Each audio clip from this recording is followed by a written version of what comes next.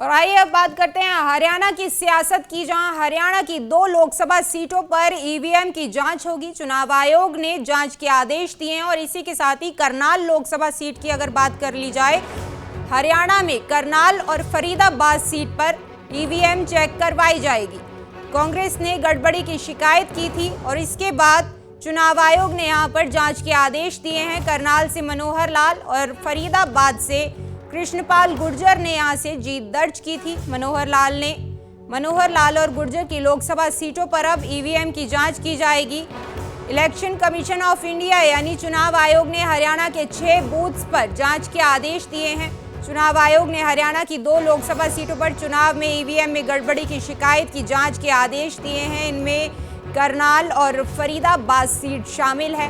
इनकी अब EVM check करवाई जाएंगी। करनाल से केंद्रीय मंत्री मनोहर लाल और फरीदाबाद से केंद्रीय राज्य मंत्री कृष्णपाल गुर्जर चुनाव जीते हैं। इन दोनों सीटों पर कांग्रेस उम्मीदवारों की ओर से चुनाव के दौरान गड़बड़ी की आशंका जताई गई थी।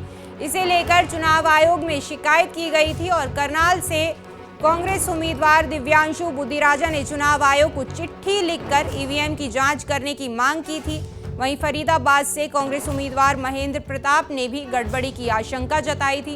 चुनाव आयोग की ओर से कहा गया है कि लोकसभा चुनाव 2024 में ईवीएम में गड़बड़ी की शिकायत के 8 आवेदन आए थे। इनमें हरियाणा की करनाल और फरीदाबाद लोकसभा सीट के भी नाम जो हैं वो शामिल थे।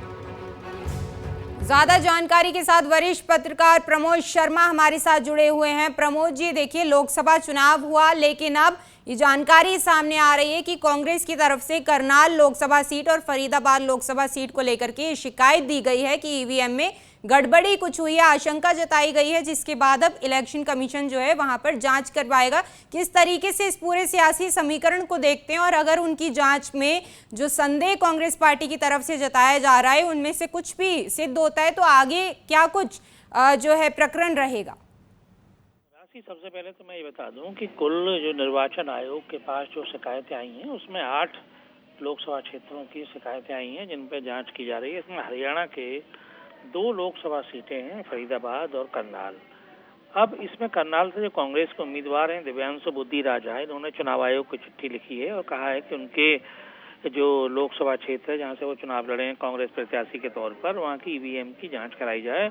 उन्हें ऐसी आशंका है कि वहाँ पर गड़बड़ी हुई है। इसी तरह से फरीदाबाद के कांग्रेस के उम्मीदवार हैं महेंद्र प्रताप, इन्होंने भी गड़बड़ी की आशंका जताई है।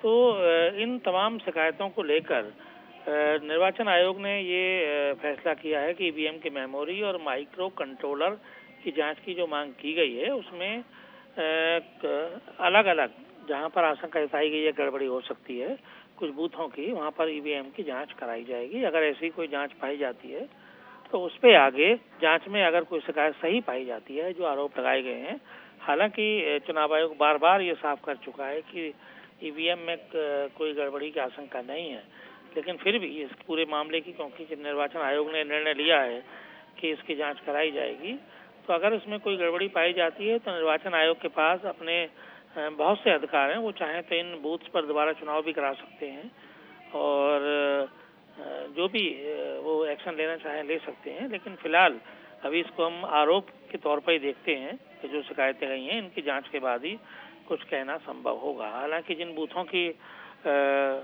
शिकायत आई है उन बूथों पर अगर जांच में पाया जाता है कि शिकायत सही है तो वहां पुनर्मतदान भी चुनाव आयोग करा सकता है।